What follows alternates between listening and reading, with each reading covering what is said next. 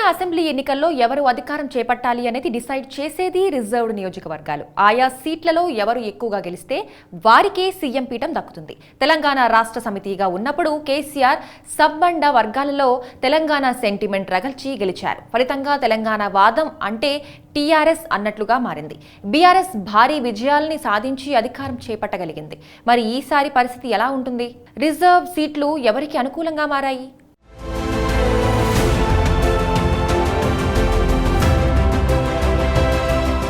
Assembly ఎన్నికల్లో హోరాహోరీ తలపడుతున్న అధికార బీఆర్ఎస్ కాంగ్రెస్ పార్టీలు ప్రభుత్వ ఏర్పాటుకు మెజారిటీ మార్క్ 60 సీట్ల సాధనకు రిజర్వ్డ్ స్థానాలే కీలకంగా గుర్తించారు. అక్కడ సాధించే గెలుపు ప్రభుత్వ ఏర్పాటుకు మార్గం సుగమం చేస్తుంది అన్న అభిప్రాయంతో ఉన్నాయి. ప్రత్యేకంగా ఇన్ఛార్జుల్ని పెట్టి విజయం కోసం తీవ్రంగా శ్రమిస్తున్నాయి. గతంలో ఎన్నడూ లేని విధంగా ఈసారి రిజర్వ్డ్ నియోజకవర్గాల్లో మద్యం, నగదు ప్రభావం పెరుగుతోంది. తెలంగాణలో మొత్తం 119 అసెంబ్లీ నియోజకవర్గాలు ఉన్నాయి. అందులో 31 స్థానాలు ఎస్సీ, ఎస్టీలకు రిజర్వ్ అయ్యాయి. అందులో ఎస్సీలకు 19, ఎస్టీలకు 12 స్థానాలు ఉన్నాయి. తెలంగాణలో గిరిజన జనాభా ఎక్కువ. ఖమ్మం, ఆదిలాబాద్ నియోజకవర్గాల్లో ఎక్కువ ఎస్టీ నియోజకవర్గాలే ఉంటాయి. వాటిలో గెలిచేందుకు అటు బీఆర్ఎస్, ఇటు కాంగ్రెస్ సర్వశక్తులను ఒడ్డుతున్నాయి. భారత రాష్ట్ర సమితి ఈసారి రిజర్వ్ నియోజకవర్గాలపై ప్రత్యేక దృష్టి పెట్టింది. కేసీఆర్, కేటీఆర్, హరీష్ రావులు రిజర్వ్డ్ నియోజకవర్గాల్లో ప్రచారం సాగిస్తూనే వారిని ఆకట్టుకునేలా హామీలిస్తూ పోల్ మేనేజ్మెంట్ పై దృష్టి పెడుతున్నారు. అందుకే రిజర్వ్డ్ నియోజకవర్గాల్లో ఈసారి మద్యం, నగదు ప్రభావం విపరీతంగా పెరిగింది. 2018లో బీఆర్ఎస్ కు తిరుగులేని మెజారిటీ రావడానికి ఎస్సీ నియోజకవర్గాల్లో ఏకపక్ష విజయాలు కారణం అనుకోవచ్చు.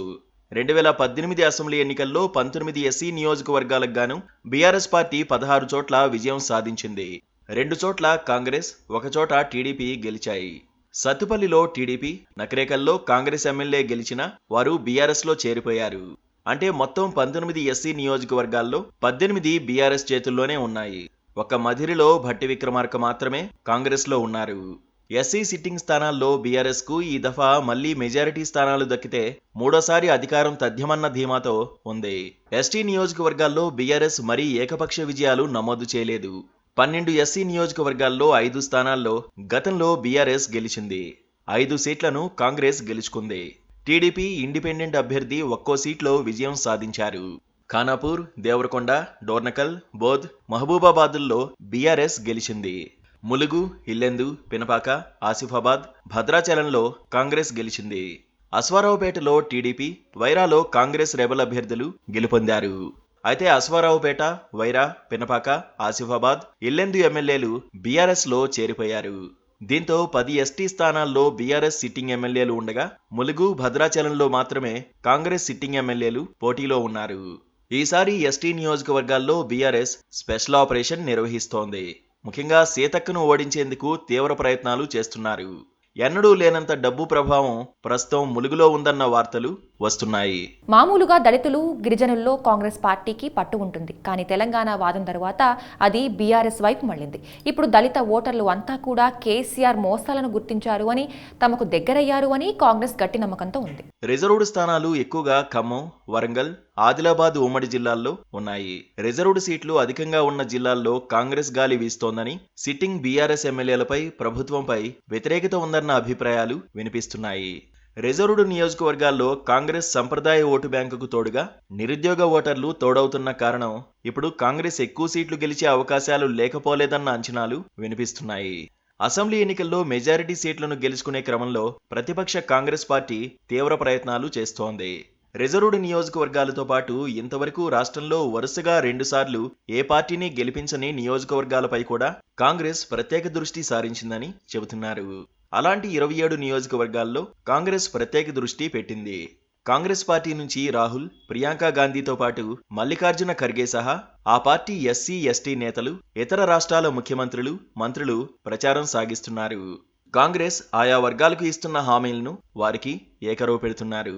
రిజర్వ్డ్ నియోజకవర్గాల్లో గతంలో పెద్దగా సందడి కనిపించేది కాదు.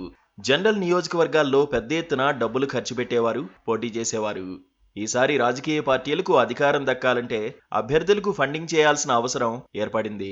అది కూడా సాదాసీదాగా కాకుండా 100 కోట్లు ఖర్చు పెట్టి కొందరిని టార్గెట్ చేస్తున్నారు. కానీ ఇలా ఖర్చు పెట్టడం కూడా ఆయా పార్టీలకు మైనస్ అయ్యే అవకాశం ఉంది. విపరీతంగా దోచుకున్నారు కాబట్టే ఇలా పంచుతున్నారని అనుకునే ప్రమాదం ఉంది. మొత్తంగా సిట్టింగ్ నియోజకవర్గాల్లో బీఆర్ఎస్ ఎమ్మెల్యేలపై వ్యతిరేకత, ఆది నుంచి ఎస్సీ నియోజకవర్గాల్లో కాంగ్రెస్ కు ఉన్న సాంప్రదాయ ఓటు బ్యాంకు ఆసరాతో ఈ దఫా మెజారిటీ నియోజకవర్గాలు గెలిచి అధికారంలోకి రావాలని కాంగ్రెస్ ప్రయత్నం చేస్తోంది. తెలంగాణ సెంటిమెంట్తో మళ్లీ తమకే ఓట్లేస్తారని బీఆర్ఎస్ అనుకుంటోంది. ఎవరు ఎక్కువ సీట్లు సాధిస్తే వారికే అధికార పీఠం దక్కుతుంది.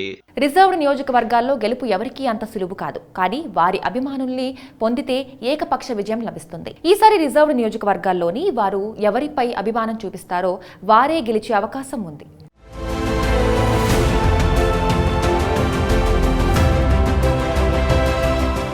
Please